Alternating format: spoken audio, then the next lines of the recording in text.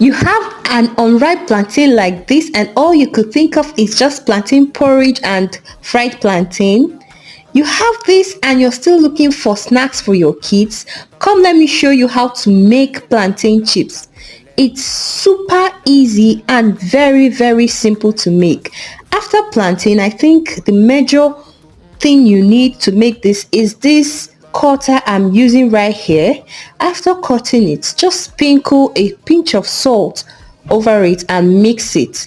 You will not like it when it's salty, so just be careful with the salt. Then next you fry it till it's crispy, and ta-da! Your plantain chips is ready. Thank you for watching. Please subscribe.